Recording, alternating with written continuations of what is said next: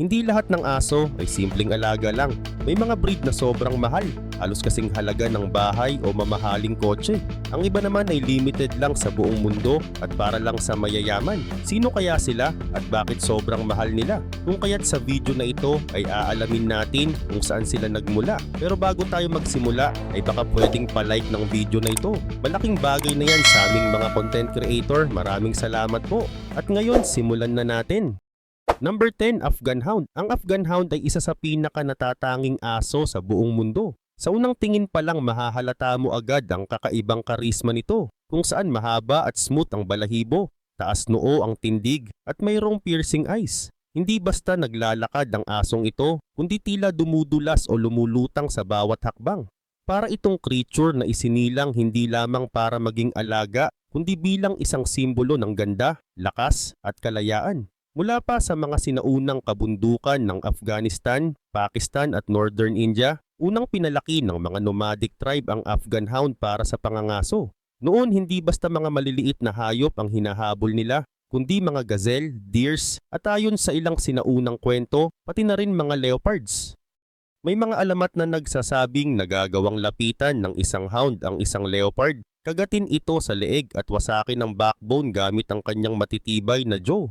Kahit na may pagdududa ang ilang eksperto kung kaya talagang gawin iyon ng iisang aso, hindi may kakaila ang husay ng Afghan Hound sa bilis, tapang at lakas. Ang makapal at mahaba nitong balahibo ay hindi lang para sa itsura. Isa itong natural na proteksyon laban sa matinding lamig at malupit na hangin sa bundok. Ang mahahabang paa at malalakas na binti naman ang nagbibigay rito ng kakaibang abilidad sa mabilisang paghabol. Kaugnay pa nito pagsapit ng 20th century, nagsimulang mapansin ang Afghan Hound sa ibang bansa. Dinala ito sa Europe, partikular sa England, kung saan ipinakita sa mga dog show. Doon mabilis na namangha ang mga tao sa malaartistang anyo nito. Hindi nagtagal, nakilala ang Afghan Hound bilang isa sa mga pinaka-prestigious breed sa mga show at lumabas pa sa iba't ibang magazine at larawan ng mga kilalang personalidad. Pagsapit ng dekada 1970, lalo itong sumikat at naging simbolo ng karangyaan at pagiging glamorous. Ngayon maraming nagtataglay ng Afghan Hound na parang may runway model sa loob ng kanilang bahay. Ngunit kasama ng kagandahan nito ang responsibilidad. Kailangan ng araw-araw na pagsusuklay at maingat na pag-aalaga. Kapag napabayaan, mabilis nabubuhol at magiging magulo ang mahaba nitong balahibo. Hindi rin ito tipikal na aso na agad sumusunod sa mga utos. Kilala ang lahing ito sa pagiging sobrang independent at madalas parang pusa ang ugali. Sa kabilang banda, ang presyo naman para makakuha ng isang Afghan Hound ay maaaring magsimula sa mahigit $2,000 at aabot pa hanggang $6,000 depende sa quality, lalo na kung show dog ang hanap.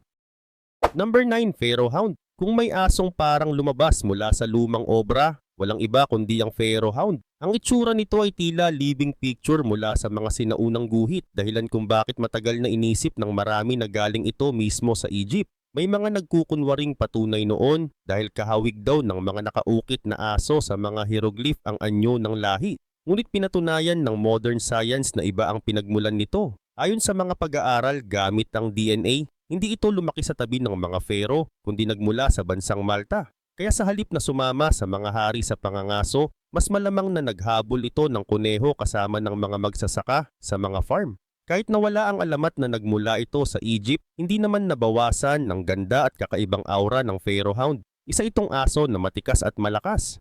Ang katawan nito ay mahaba, payat ngunit matibay, na para bang ginawa para sa bilis at liksi. Hindi lamang paningin ang gamit nito sa pangangaso, kundi pati na rin ang keen hearing and sense of smell. Sa ganoong kombinasyon, isa itong mahusay na hunter ng maliliit na hayop. Kahit ngayon kilala pa rin ito bilang isang mahusay na kalahok sa mga paligsahan, gaya ng lure coursing at iba pang agility competitions kung saan kitang-kita ang bilis at husay ng kilos nito. Ngunit sa kabila ng marangal at maamong tindig, may masayahing ugali din ng lahi na ito. Mahilig itong tumakbo, maglaro at bigla na lang magpakawala ng matitinding bugso ng enerhiya na parang batang naglalaro. Kilala ito sa pagiging playful at minsan ay nakakatawa ang kilos, bagay na lalo pang nagpapadagdag sa pagmamahal ng mga nag-aalaga dito. Sa kabilang banda, pagdating naman sa itsura, hindi ito basta-basta mapapansin. Ang smooth nitong balahibo ay may kulay na reddish-brown na kumikislap sa ilalim ng araw. Mahahaba ang mga paa, matikas ang tindig, at laging nakatayo ang mahahabang tenga na wari laging nakikinig. Isa sa pinakanatatanging katangian nito ay ang kakayahang mamula ang ilong at tenga kapag nasasabik o nasisiyahan. Ang kakaibang blush na ito ay bihira sa mundo ng aso at nagiging dagdag pang alindog ng lahi. Kahit na manipis ang balahibo ng Pharaoh Hound, nangangailangan pa rin ito ng tamang pangangalaga. Hindi ito mahirap linisin dahil halos hindi ito nangangailangan ng madalas na grooming. Ngunit dahil isa itong aktibo at bihirang lahi, maselan pa rin sa kalusugan. Subalit, hindi rin mura ang pagkakaroon ng Pharaoh Hound. Ang halaga nito ay maaaring umabot ng $7,500 at yun ay panimula pa lamang. Number 8, Dugo Argentino. Kilala rin ito bilang Argentinian Mastiff at hindi ito karaniwang alagang aso. Ang tindig niya ay parang isang sundalo na laging handa sa laban, matipuno, mabilis at matapang. Noong 1928, isang doktor na nagngangalang Antonio Nores Martinez mula sa Cordoba, Argentina, ang nakaisip na bumuo ng bagong breed ng aso. Ang layunin niya ay makagawa ng isang hunting dog na kayang sumabay sa mga malalaking hayop sa kagubatan tulad ng mga wild boar at mga wildcat. Nagsimula siya gamit ang tinatawag na Old Cordoba Fighting Dog, isang aso na malakas at matapang ngunit sobra ang pagiging agresibo. Upang mabuo ang perpektong lahi, pinaghalo niya ang dugo ng iba't ibang breed gaya ng Bull Terrier, English Bulldog, Boxer, Great Dane, Irish Wolfhound at Pyrenean Mastiff. Hindi ito natapos sa isang henerasyon lamang. Sa pagdaan ng maraming taon at sunod-sunod na pagsasalin ng dugo, unti-unting lumitaw ang isang bagong uri ng aso, ang Dogo Argentino, isang hayop na hindi lang malakas kundi may disiplina rin. Samantala lumipas ang halos 2 dekada bago tuluyang ipakita ni Dr. Martinez ang resulta ng kanyang pinaghirapan. At noong 1947 ipinakilala niya sa isang hunting club ang bagong lahi. At noong sumunod na taon, ipinablish ang unang opisyal na pamantayan ng lahi. Sa kasamaang palad, hindi niya nasaksihan ang kabuuang tagumpay ng kanyang obra dahil napatay siya habang nangangaso noong 1956. Mula noon, ipinagpatuloy ng kanyang kapatid na si Agustin ang programa at siya rin ang nagdala ng lahi sa iba't ibang bansa. Dahil dito, naging national symbol ng Argentina ang Dogo Argentino. Maliban dito, kapansin-pansin din ang anyo ng Dogo Argentino. Ang balahibo niya ay makinis at white, minsan ay may maliit na marka lamang sa ulo. Malaki ang kanyang pangangatawan at umaabot siya ng halos 24 hanggang 27 inches. Ang taas sa balikat at maaaring tumimbang ng higit 80 hanggang 100 pounds. Ang katawan niya ay matibay at puno ng muscle, ngunit sa kabila ng bigat ay nakagugulat ang bilis niya. May kakayahan siyang maghabol ng mabilis na hayop at sabay ding makipagtunggali ng matagal. Ginawa ang lahing ito para sa pangangaso. Matatag ang kanyang stamina, mahusay ang pang-amoy at walang takot kung haharap sa kalaban. Subalit hindi biro ang halaga ng pagkuha ng Dogo Argentino. Ang presyo ng isang purebred puppy ay maaaring umabot ng mahigit ilang libong dolyar. Number 7. Canadian Eskimo Dog. Ang Canadian Eskimo Dog, nakilala rin bilang kimik sa wika ng mga Inuit, ay isa sa mga pinakamatanda at pinakabihirang lahi ng aso sa buong mundo. Hindi ito basta-basta pet lamang, kundi isang bahagi ng kasaysayan na nagmula pa sa panahon ng sinaunang mga tao sa Arctic. Ang kanilang presensya ay patunay ng tibay at kakayahan ng tao at hayop na magsama upang mabuhay sa pinakamatinding lamig ng kalikasan. Mahigit 1,000 taon na ang nakalipas, dinala ng mga tule mula Siberia papuntang northern part ng North America ang lahing ito. Noon pa man hindi sila inalagaan para lang maging kasama sa bahay. Ang pangunahing gamit sa kanila ay para magtrabaho, tulad ng paghila ng mabibigat na sled, pangangaso ng mga hayop tulad ng seal at polar bear, at pagbabantay laban sa panganib. Dahil dito, ang kanilang katawan ay tunay na matatag, makunat at kayang tiisin ang matinding lamig na hindi kayang tiisin ng karamihan sa mga aso. Subalit habang lumilipas ang panahon, unti-unting bumagsak ang bilang ng Canadian Eskimo Dog. Nang dumating ang makabagong teknolohiya tulad ng snowmobile, hindi na sila naging pangunahing gamit sa transportasyon. Naging madali rin silang dapuan ng mga sakit at ang ilan ay nahalo sa ibang lahi sa pamamagitan ng crossbreeding. Dahil dito halos tuluyang nawala ang kanilang pure blood. Sa kalagitnaan ng 20th century, umabot sa puntong kakaunti na lamang ang natira at nagsimulang mabahala ang mga tao na baka tuluyan na silang maglaho. At noong 2018 tinatayang mas mababa sa 300 pure Canadian Eskimo dogs ang nabubuhay sa buong mundo. Hanggang ngayon hindi pa rin gaanong gumaganda ang bilang na ito. Karamihan sa mga natitirang aso ay inaalagaan bilang bahagi ng mga preservation program, kung kaya't ang pagkakaroon ng isa ay maituturing na isang malaking pribilehiyo. Dahil sa kanilang pagiging sobrang rare, ang halaga ng isang purong tuta ay maaaring umabot ng mahigit $8,700. Ngunit higit pa sa presyo ng pagbili, mas mataas ang totoong gastos sa pag-aalaga ng ganitong lahi. Malaki ang pangangailangan nila sa espasyo, pagkain at atensyon, kung kaya't hindi ito madaling alagaan ng karaniwang pamilya. Number 6, Rottweiler. Kapag narinig mo ang pangalang Rottweiler, marahil ang maiisip mo agad ay isang malaking aso na bantog sa kanyang lakas at tapang. Pero alam mo ba na kasama rin siya sa listahan ng mga pinakamahal na lahi ng aso sa buong mundo? Oo, totoo iyon.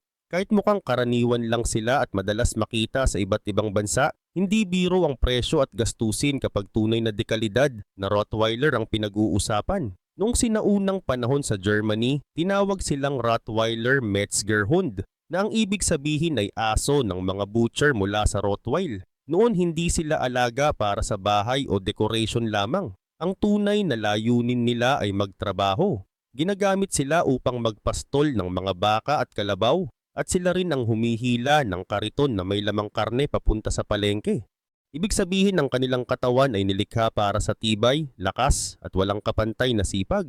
Pero habang lumilipas ang mga taon, unti-unting nagbago ang papel ng Rottweiler. Mula sa pagiging aso ng mga magsasaka at butcher, naging isa silang mapagkakatiwalaang bantay at tapat na kasama ng tao. Kilala sila bilang mga asong hindi natatakot sa panganib, subalit may malambot na puso pagdating sa kanilang pamilya. Sa tamang pag-aalaga at maagang pagsasanay, nagiging malambing sila at handang ipagtanggol ang mga mahal nila sa buhay. Samantala, kung simpleng Rottweiler lang ang hahanapin mo, maaari kang makabili ng tuta sa halagang nasa $1,500 pataas.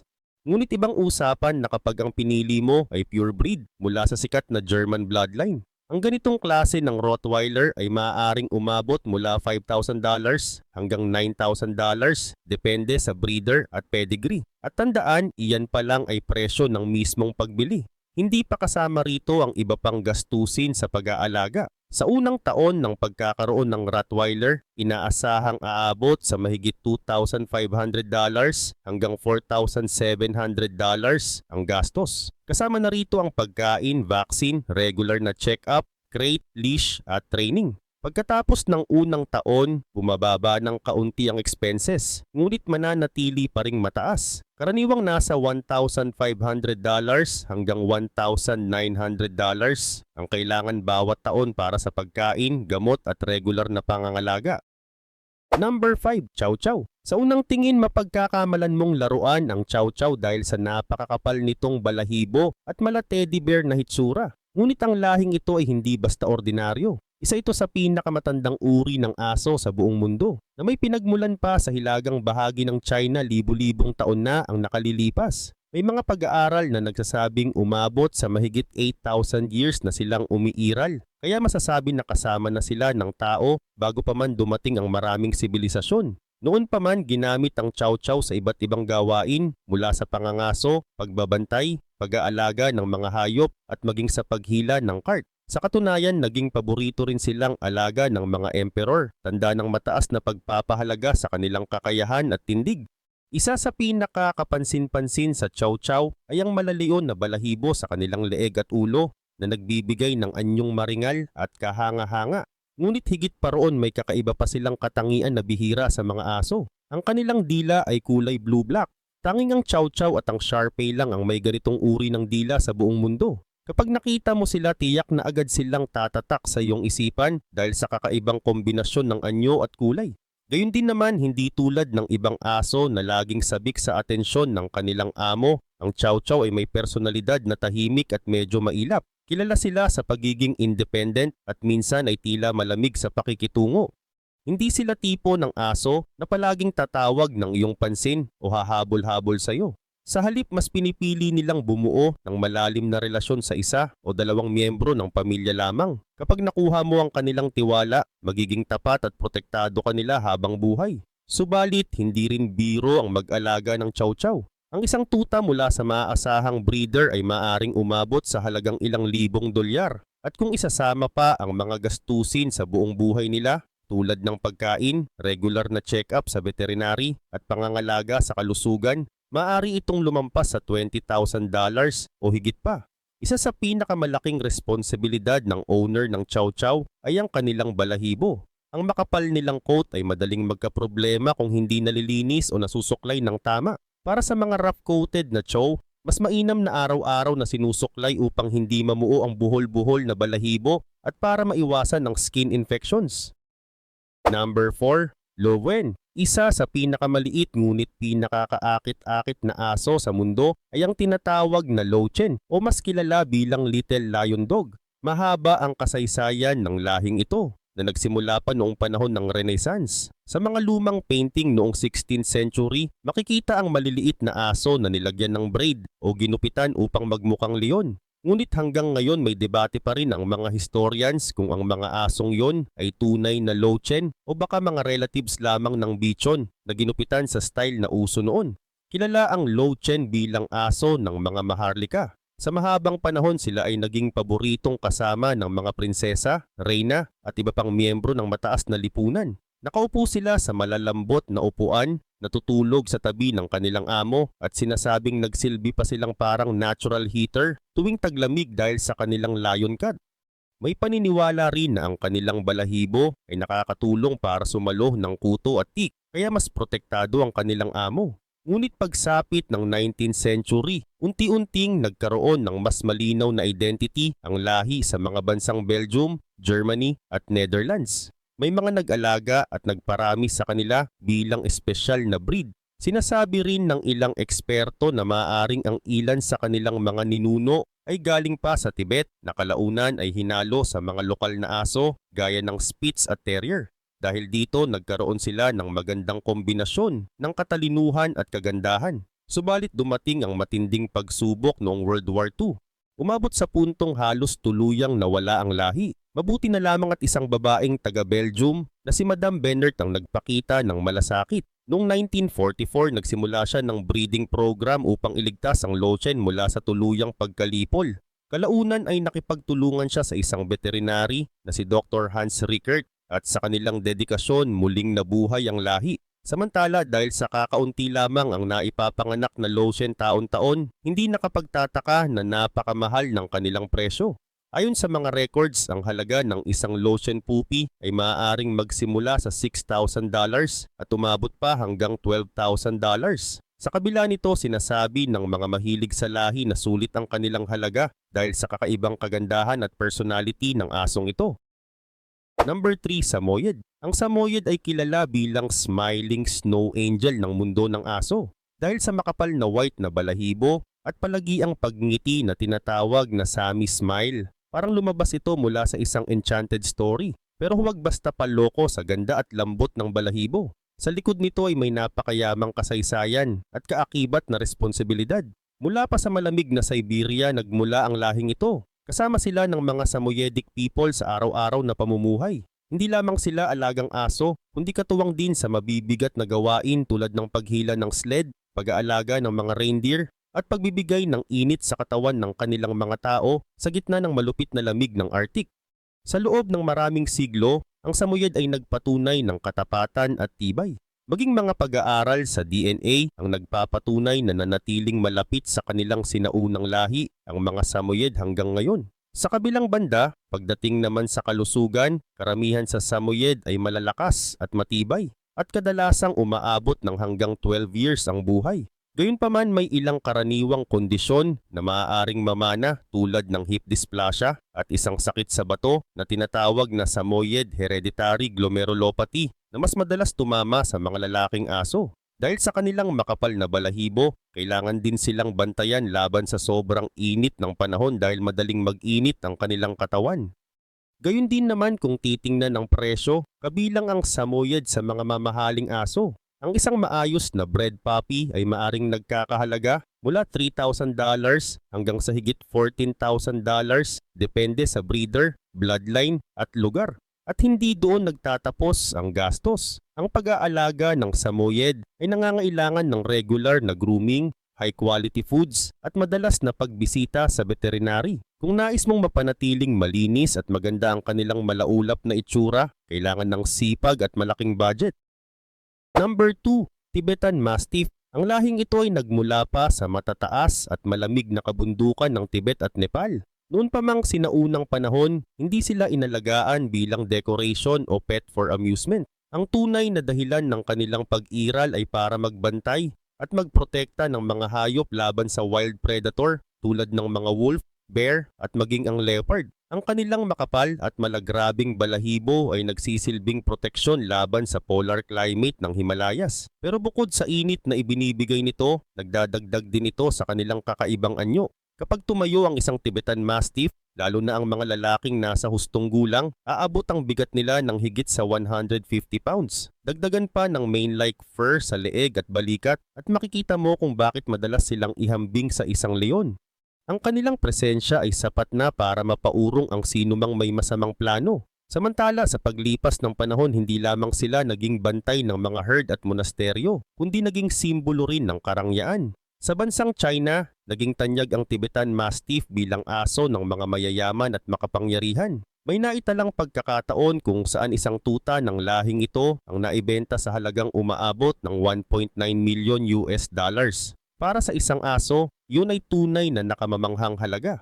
Kaugnay pa nito ang presyo ng isang dekalidad na Tibetan Mastiff ay nagsisimula sa $3,000 at maaaring umabot ng $10,000 depende sa kanilang lahi at pinagmulan. At ang gastos ay hindi nagtatapos sa pagbili. Dahil sa laki ng kanilang pangangatawan at kapal ng balahibo, malaki rin ang kailangang budget para sa pagkain at regular grooming. Dagdag pa rito hindi sila bagay sa masisikip na lugar tulad ng apartment. Kailangan nila ng maluwag na bakuran kung saan malaya silang makakagalaw. Sa kabilang banda, pagdating naman sa ugali, ang Tibetan Mastiff ay kilala bilang tahimik, kalmado at mapagmahal sa pamilya. Hindi sila palatahol maliban na lamang kung may naramdaman silang panganib. Sila ay likas na tapat at ang kanilang pagiging bantay ay umaabot pa sa sitwasyon ng pamilya. May mga pagkakataon pa nga na kapag narinig nilang nagtatalo ang mga tao sa kanilang paligid, papagitna sila upang awatin ito na para bang ayaw nilang magkaroon ng gulo. Number 1, Wolf Dog. Ang kasaysayan ng Wolf Dog ay nagsimula pa noong panahon ng 18th century sa Great Britain. Noong 1766, isang pambihirang pangyayari ang naganap. Ayon sa mga ulat, isang lalaking wolf ang nakipagsanib sa isang asong inilarawan na Pomeranian. Ngunit ang uri ng Pomeranian na yon ay malamang na hindi kapareho ng modernong Pomeranian na alam natin ngayon. Mula sa pagsasamang ito, isinilang ang 9 na mga tuta na siyang itinuturing na isa sa mga pinakaunang record ng pag-aanak ng wolf dog sa buong kasaysayan. Pagkaraan ng mga sumunod na siglo, ang mga wolf dog ay hindi itinuring na karaniwang alaga kundi mga pambihirang hayop na kinahuhumalingan ng mga rich English people. Maraming mga maharlika ang bumili ng mga ito at inilalagay sa kanilang mga menagerie at zoo. Para sa kanila, ang wolf dog ay isang uri ng simbolo ng yaman at kakaibang koleksyon. Ang kakaibang itsura at pinaghalong katangian ng wolf at aso ang siyang nakatawag ng pansin ng marami. Kadalasan, ang pagkakaroon ng hybrid na wolf dog ay nangyayari kapag ang mga wolf ay dumaranas ng matinding pangangaso o kapag nasisira ang kanilang natural na tirahan. Sa mga panahong ito, mas nagiging posible na makasalubong nila ang mga stray dogs na nagiging dahilan upang maganap ang kakaibang pagsasanib. Karaniwang agresibo ang mga wolf laban sa mga aso, ngunit may mga pagkakataong kapag nahiwalay sila sa kanilang herd, nagiging mas malambot ang kanilang ugali at handang makisalamuha. Mula dito nabubuo ang lahing wolf dog, isang nilalang na may katapatan ng aso at kalayaan ng isang wolf. Dagdag pa rito sa makabagong panahon, ang wolf dog ay hindi lamang itinuturing na bahagi ng kasaysayan, kundi isa ring napakabihirang nilalang na may napakataas na halaga. Pinakamatingkad na halimbawa nito ang wolf dog na nagngangalang Okami, na siyang kinikilalang pinakamahal na aso sa buong mundo. Ang kanyang presyo ay umabot sa $5,700,000. Si Okami ay ipinanganak sa Estados Unidos. Siya ay isang unique combination ng isang wolf at isang Caucasian Shepherd isang malaking lahi ng aso na kilala sa pagiging matatag at protective. Sa edad na 8 buwan pa lamang, umabot na ang kanyang timbang sa higit 160 pounds at ang kanyang taas ay 30 inches. Ang laki at tindig niya ay nagbigay sa kanya ng pambihirang anyo na naging dahilan kung bakit siya ay hinangaan ng marami. Subalit noong buwan ng February, ibinenta si Okami kay S. Satish, isang kilalang dog breeder mula sa Bengaluru, India. Si Satish ay hindi nabaguhan sa ganitong larangan sapagkat siya ay nagmamay-ari na ng higit 150 na lahi ng aso. Bilang presidente ng Indian Dog Breeders Association, layunin niyang maipakilala sa kanilang bansa ang mga pambihirang uri ng aso na hindi basta-basta makikita kahit saan.